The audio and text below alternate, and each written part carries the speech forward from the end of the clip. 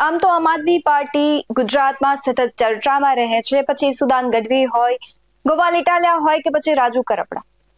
ખાસ કરીને રાજુ કરપડા છે ખેડૂતોના મુદ્દાને લઈને સભાઓમાં પણ ખૂબ સારી એવી વાત કરતા હોય છે, સમસ્યાની વાત કરતા હોય છે. ત્યારે સુદાન ગઢવી છે તેમણે પણ કંઈક એવું જ કર્યું છે. તેઓ પોતાના ખેતરે ગયા, જે ખેડૂતોને રાત્રે પાણી વારવામાં સમસ્યા પડી રહી છે, વીજળીની સમસ્યા પડી રહી છે, તેના વિશે વાત કરી હતી. આજે તેમની જ વાત કરવી છે. નમસ્કાર, BS9 TV ન્યૂઝમાં આપની સાથે હું ભગવતી વિશાવડિયા. અવારનવાર આપણે જોતા હોય છે કે આમ આદમી પાર્ટી છે એ વિસાવદર હોય કે પછી અન્ય કોઈ શહેર હોય કે કોઈ ગ્રામ્ય વિસ્તાર હોય, તે હંમેશા ખેડૂતોના મુદ્દાને લઈને આગળ વધી રહી છે. અને આ પ્રમાણે જે સુદાન ગઢવી છે તેમણે પણ એવું જ કંઈક કર્યું હતું. પોતાની વાડીએ ગયા હતા, જે પ્રમાણે મગફળીનો પાક છે તેને પાણી આપવામાં આવતું હોય છે, પાણી વાળવાનું હોય છે, પાણીની સમસ્યાઓ પડતી હોય છે, ત્યારે કહેવાય છે વીજળીની સમસ્યાઓ પડતી હોય છે. તેને લઈને શું કહ્યું, આવો સાંભળીએ. મિત્રો, આજે ઘણા લોકો જે ખેડૂતોની પીડા જાણતા નથી અથવા તો ખેડૂતોને સમજતા નથી અથવા તો ખેડૂતોની કામગીરીથી અજાણ છે, એવા લોકો વારંવાર એક વાક્ય કહેતા હોય છે કે ખેડૂતોને તો મફતનું જ જોઈએ, ખેડૂતને તો દરેક જગ્યાએ પીડા જ હોય ખેડૂતને. પણ આજે મારે આપની સાથે ખેડૂત રાત્રે જે પાણી વારતો હોય કેવી પીડા થતી હોય એ હું આજે મારી વાડીમાં આવ્યો છું. મારી જમીનમાં હું પાણી વારીશ. આને પાવડો કહેવાય. આ ડાંગ ભેગી લેવી પડે કારણ કે અહીંયા સર્પ ફરતા હોય છે, જીવજંતુઓ ફરતા હોય છે. એટલે આજે મેં બૂટ નથી પહેરી, નહીં તો અહીંયા નીચે બૂટ પહેરે અને મોટી અહીંયા સુધીની ઘૂંટણ સુધીની, એટલા માટે કે કદાચ સર્પ આવી જાય તો એ મોટી બૂટ હોય. એટલા માટે આજે હું આ પીડા દેખાડી રહ્યો છું કે સરકારોમાં જે બેઠા છે એને તો પીડા ખબર હશે કે નહીં ખબર, મને ખબર નથી. અધિકારીઓ પણ એસી ચેમ્બરમાં બેઠા હોય છે, પણ એક આમ જનતામાં એવો મેસેજ વયો ગયો છે. ખેડૂતો હંમેશા માંગતા હોય છે, ખેડૂતો હંમેશા ભીખ માંગતા હોય છે, ખેડૂતો હમણાં દેવા માફીની વાત કરતા હોય છે. ખેડૂતો ખરેખર ખેડૂત રાત દિવસ પાણી વારે છે, કેટલી મહેનત કરે છે, છતાંય એને ઉપજ નથી મળતી, છતાં એને પૂરતા ભાવ નથી પડતા, છતાંય પોતાનો માલ એ બીજા ભાવ નક્કી કરે વેચવા જતા હોય. પણ એની પહેલાની જે પીડાઓ છે એ આવો આપને કહું. મિત્રો, આજે મારી સાથે ચાલો આપ. આજે હું આપને જે દેખાડવાનો છું એ ખેડૂતની સાચી પીડા દેખાડવાનો. આજે મારી આ વાડીનો રસ્તો છે. અહીંયા જ્યારે ને ત્યારે મિત્રો સરપ નીકળતા હોય છે. આ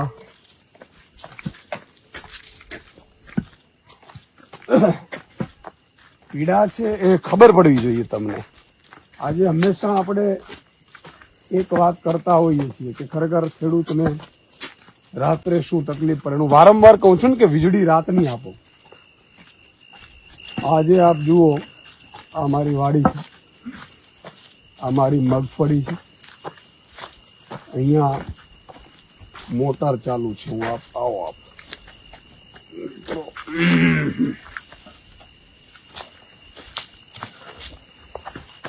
મિત્રો, આપ જે જોઈ રહ્યા છો સામે એ ટીસી છે. ટીસીની બાજુમાં પણ તમે જુઓ ભડકા ધીરે ધીરે ધીરે થતા હોય છે, કારણ કે વીજળી પૂરતી આપવામાં નથી આવતી. પછી અહીંયા જે મોટર ચાલુ હોય, સબમર્સિબલ મોટર હોય છે, એ મોટર ચાલુ હોય પછી વીજળી જાય એટલે ફરીથી મોટર બંધ થઈ જાય, ફરીથી અમારે પાછી ચાલુ કરવા જવી પડે. એની પણ પીડા આપણે કહું મિત્રો. આજે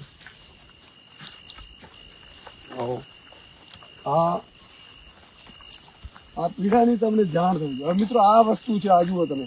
અમારે અહીંયા બહુ ધ્યાનથી રાખીને ચાલુ પડે. અહીંયા બધે સાપ ફરતા હોય, જીવજંતુ મોટા પ્રમાણમાં ફરતા હોય. આવો હું થોડો, કારણ કે મને બહુ પ્રેક્ટિસ ઓછી છે, પણ મારા જે ભાઈઓ બધા મહેનત કરતા હોય છે એ આપણે હું અહીંયા કહું. અહીંયા મોટર ચાલુ છે, આ પાઇપલાઇન થી જાય છે. જુઓ તમે,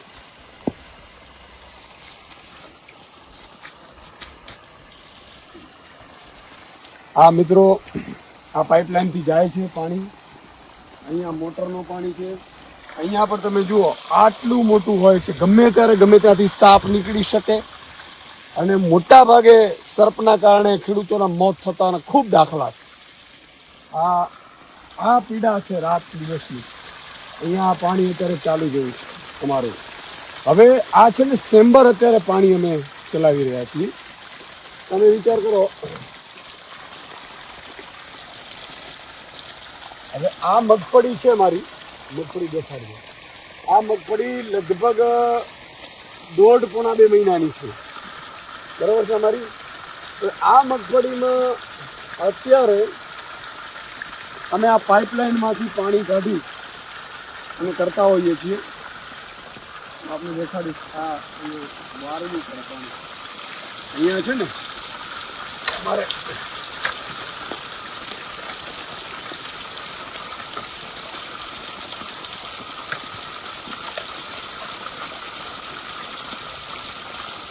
આ મગફળીમાં પાણી જાય. એક સામાન્ય રીતે આ જ્યારે બિયારણ અમારે લેવું પડે, બિયારણ લીધા પછી મગફળી છે એને બિયારણ વાવવું પડે. વાવ્યા પછી મગફળી ઉગે પછી એને નિંદામણ કરવું પડે. નિંદામણ કર્યા પછી ખાતર છાંટવું પડે, ડીએપી યુરિયા ખાતર છાંટવું પડે. અને અત્યારે અમે રાત દિવસ પાણી વારીએ. પાણી વાર્યા પછી આ ઉપજ છે એ ઘરમાં લઈ જઈએ. અને જ્યારે ઘરમાં લઈએ પછી પણ વરસાદ આવે તો પલળી જાય, પાથરા થઈ જાય, પૂરું થઈ જાય, પાક વીમો મળતો નથી.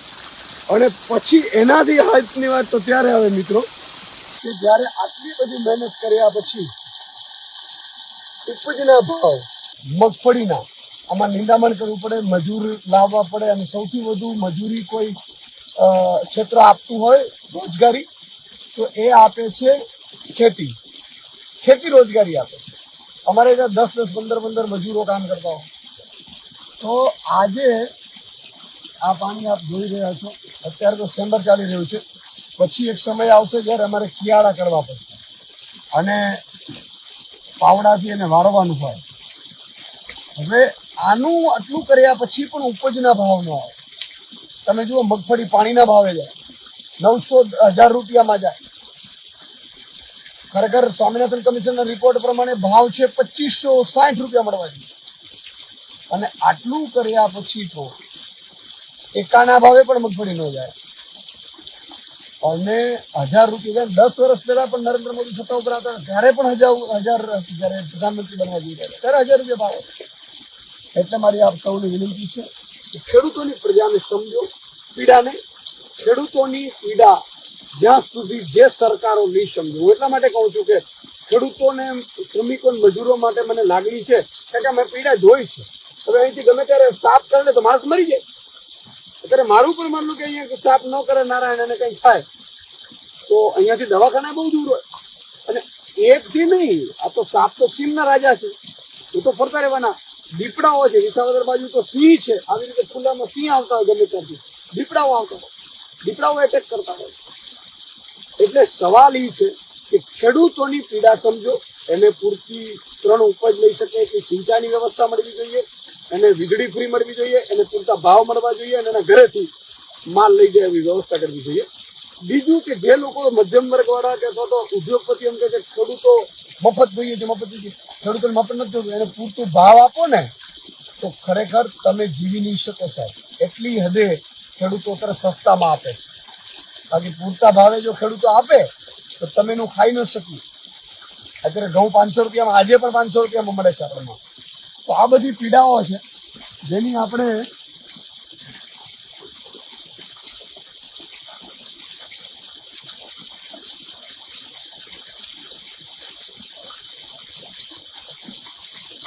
સમજવાની જરૂર છે. તો આ આજે નહીં સમજીએ ખેડૂતોની પીડા તો યાદ રાખજો ત્યારે અને ખેડૂત સમૃદ્ધ બનશે. તમે જોયું ને, આમ તમને એટલા માટે પ્રેક્ટિકલ બતાવ્યું મિત્રો. મારા આ ચપ્પલ છે, હવે જો હું ચપ્પલ પહેરીશ. આજે મારી ઈચ્છા થઈ કે આપણે સાચી હકીકત ખેડૂતોથી વાકેફ કરવામાં આવે. મારી લાકડી ક્યાં? આ લાકડી એટલા માટે મારે રાખવી પડે સાથે મિત્રો કે ગમે ત્યારે અહીંયા સાપ હોય, નોળિયા, જીવજંતુઓ એ ચાલુ જ રહેતા હોય. આમાંથી ખેડૂત ઊભું થવાનું હોય છે. હવે આવું રોજે રોજનું થાય છે અને 54 લાખ ખેડૂતો છે. આ તો મેં ખાલી નમૂનો તમને બતાવ્યો. અને આખી રાત પાણી વારવાનું, 8 કલાકની હોય એમાંથી 5 વખત તો વીજળી જાય. વીજળી જાય એટલે ફરીથી મોટર ચાલુ કરવા જવાની એ રાત્રે જ, અને પછી દિવસે પાછું કામ કરવાનું. અને આટલી મહેનત કરવા છતાંય 20 કે 30 વીઘાનો ખેડૂત એને કાંઈ વધતું નથી સાહેબ, ઉલટાના તૂટે છે. કેમ? તો કે એને ઉપજના ભાવ ન મળે, જંતુનાશક દવાઓ બહુ મોંઘી મળે, ખાતર બહુ મોંઘા થઈ ગયા, ડીઝલના ભાવ મોંઘા થઈ ગયા. એટલે એ પીડા છે ખેડૂતોની એ હંમેશા આપણે સમજવી જોઈએ. ખેડૂત સમૃદ્ધ બનશે તો આ રાજ્ય સમૃદ્ધ બનશે, આ રાષ્ટ્ર સમૃદ્ધ બનશે. ગુજરાતને નંબર 1 બનાવવો હોય તો ખેડૂતો તકરીબન 54 લાખ ખેડૂતો છે અને બધા મળીને 1 કરોડ ને 20 લાખ મજૂરો, શ્રમિકો છે. આ તમે ખાલી સામે જુઓ, આ ટીસી છે અમારી, બરાબર છે. આ ટીસીમાં ભડકા બળે છે. આમાં ગમે ત્યારે એ ટીસી માંથી દીવો બળે એને જે ફ્યુઝ ઉડી જાય તો પાછી મોટર બંધ થઈ જાય. ફરીથી હેલ્પરને બોલાવવું પડે, અથવા તો અમારા જે કેટલાક આગેવાનો છે એ જાણી ગયા હોય, શીખી ગયા હોય તો એ પછી બાંબુમાં વાયર નાખી અને પોતે જાતે, કારણ કે રાત્રે તો હેલ્પર આવવાનો નથી અને આમાં 2 દિવસ તમે મોડું કરો તો આ પછી સુકાઈ જાય મોલ ઉપર. એટલે આ પીડામાંથી તમારે સમજવી પડશે કે ખેડૂત મારો કેટલો બધો ભોગવી રહ્યો છે. ખેડૂત બહુ મહેનત કરી રહ્યો છે અને 54 લાખ ખેડૂતો મહેનત કરી રહ્યા છે ને એટલે ભારત નંબર 1 છે. અને તમે જુઓ અહીંયા અત્યારે એવો સમય આવે કે જ્યાં વીજળી બહુ ઓછી આવે. હવે વીજળી ઓછી આવે છે, જે મોટર ભરી જાય, જે સબમર્સિબલ મોટર હોય, 2 પ્રકારની છે. એક છે બોર કુવાની અને એક છે બોરની. મારે આ બોરનું છે, અહીંયા કુવાની પણ મોટર છે. આ અહીંયા બોરની મોટર છે. આપણે અહીંયા દેખાડીશ કદાચ હશે તો. ઈશ્વરની દયાથી મારે સારી એવી જમીન છે. અમારે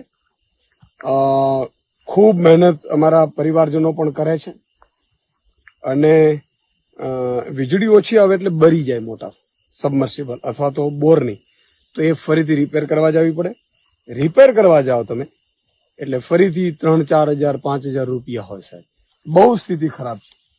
ખેડૂત છે એ હંમેશા આખી જિંદગી, એટલે જ ખેડૂતનો દીકરો છે ને, ખેડૂત છે ને પોતાના દીકરાને, જો નેતા છે એ પોતાના દીકરાને નેતા બનાવે છે, કલેક્ટર છે એ પોતાના દીકરાને કલેક્ટર બનાવાય છે, અધિકારી પોતાના દીકરાને અધિકારી બનાવાય છે, ડોક્ટર પોતાના દીકરાને ડોક્ટર બનાવાય છે. પણ 30-30, 40-40, 50-50 વીઘાનો માલિક હોવા છતાં ખેડૂત પોતાના દીકરાને ખેડૂત બનાવવા નથી. તો શું કામ?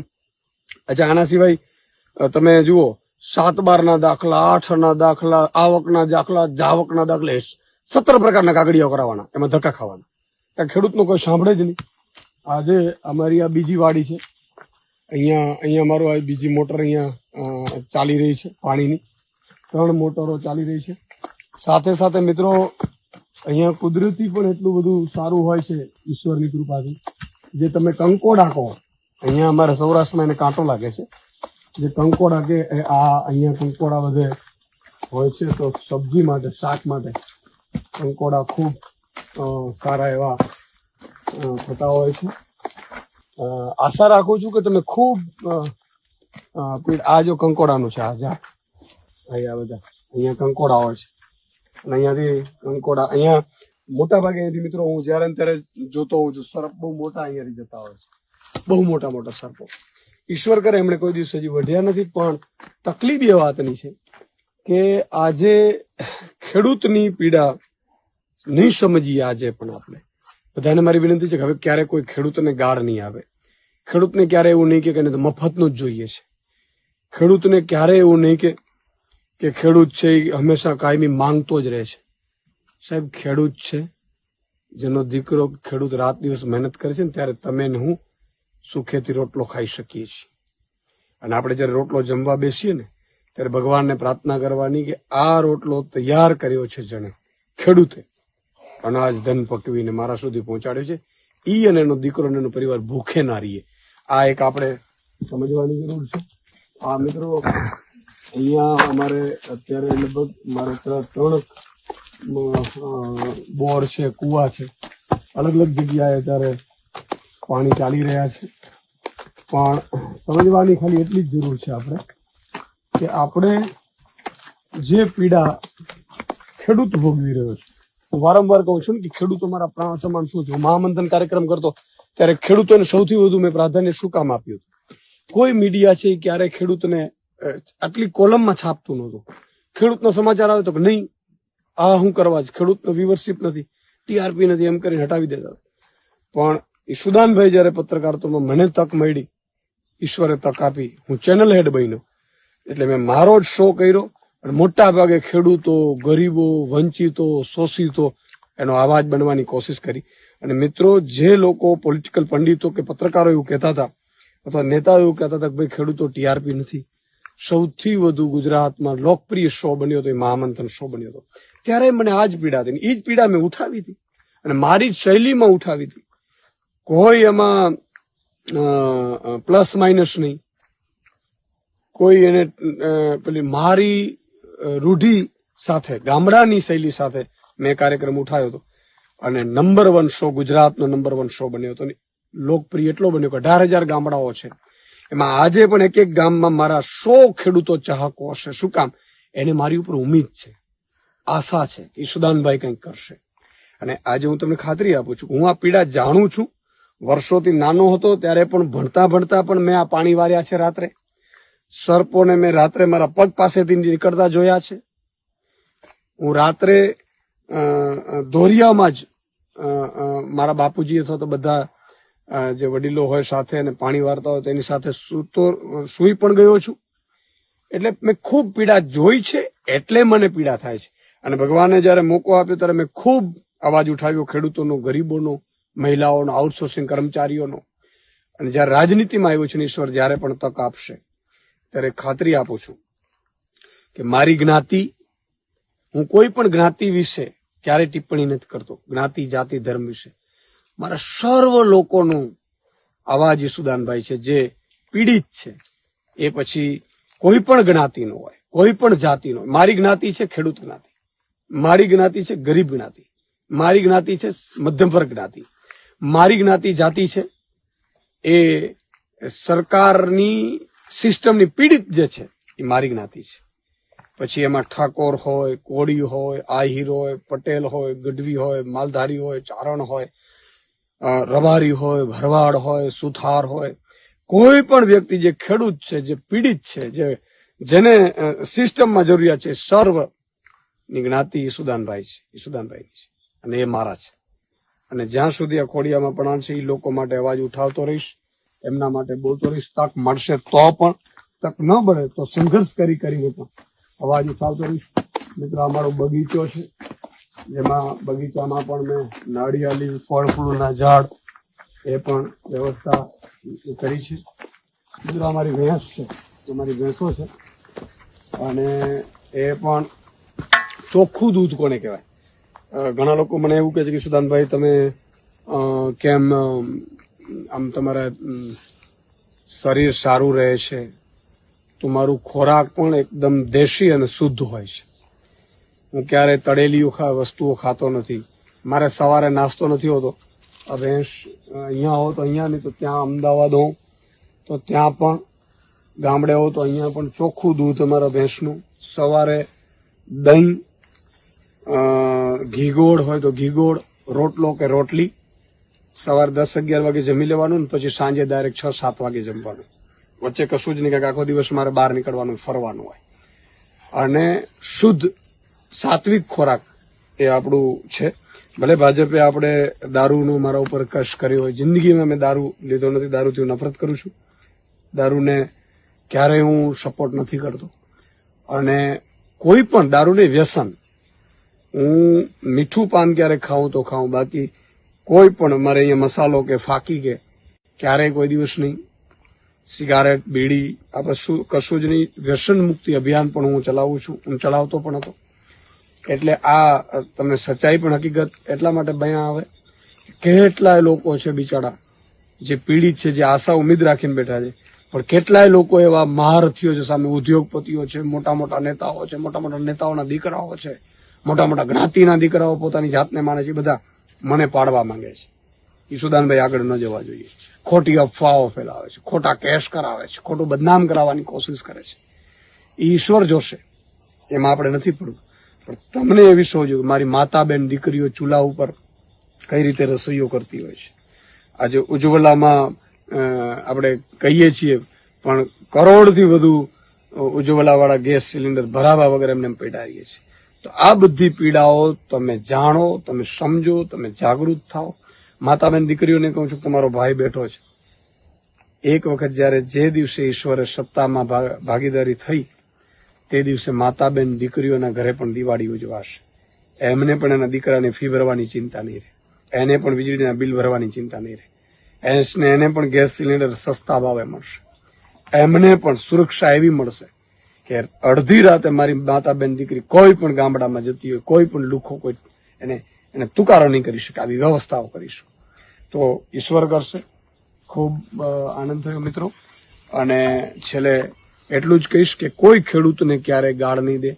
ખેડૂત મફતમાં માંગતો નથી. ખેડૂત સાહેબ પૂરતો ભાવ લેવા જાય ને તો આજે પણ એને કોઈ ચીજની જરૂર ન પડે, પણ ખેડૂતોને ભાવ બીજા નક્કી કરે છે. ખેડૂતને પૂરતા ભાવ નહીં, એના હકના ભાવો પણ, પડતર કિંમત પણ નથી મળતી. એ પીડા છે.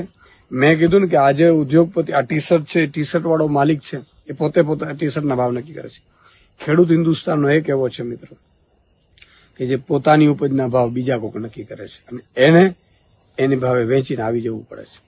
અને બહુ બધા અનાજ કરિયાણાના બિલ બાકી હોય, જંતુનાશક દવાવાળાના, એગ્રોવાળાના બિલ બાકી હોય, ખાતરવાળાના બિલ બાકી હોય, બિયારણવાળાના બિલ બાકી હોય, અને જયારે રકમ આવે ત્યારે 2 જ દિવસમાં મોટા ભાગની રકમ ઉપડી જાય છે. બેંકમાં ધિરાણ લીધા હોય, સગા સંબંધીઓ પાસેથી લીધા હોય, ખૂબ બધી મુશ્કેલીઓ હોય છે. એના દીકરાના ફી ભરવાના પૈસા નથી હોતા, અને ક્યારેક ક્યારેક તમને પત્નીના ઘરણા મૂકી અને સાહેબ ખાતર લેવા જતો હોય છે મારો ખેડૂત. આ ખેડૂતની પીડા છે, જાણજો. જ્ઞાતિ જાતિ ધર્મવાદથી ઉપર રહી ખેડૂતની સરકાર બને, મજૂરોની મધ્યમ વર્ગની સરકાર બને. એ સરકાર માટે આપણે સૌએ લક્ષ્ય કરવાનું છે, આપણે એક કરવાનું છે. અને જો અમે પણ મોકો મળે 5 વર્ષમાં જો અમે સુધારી ન શકીએ સિસ્ટમમાં, તો અમને પણ લાત મારીને ફેંકી દેશો. આ ખુલ્લામાં અમે કહીએ છીએ. એટલા માટે કે એક વખત બદલાવ જરૂરી છે. આમ આદમી માટે આમ આદમીની સરકાર જરૂરી છે. જય જય ગરવી ગુજરાત. આવા જ વધુ અહેવાલો સાથે ફરી મળતા રહીશું. તમે અમારી YouTube ચેનલને સબસ્ક્રાઇબ કરવાનું, અમને Facebook અને Instagram પર ફોલો કરવાનું ભૂલશો નહીં. બાકી અમને અપડેટ્સ મેળવવા માટે આપ જોતા રહો BS9 TV ન્યૂઝ. નમસ્કાર.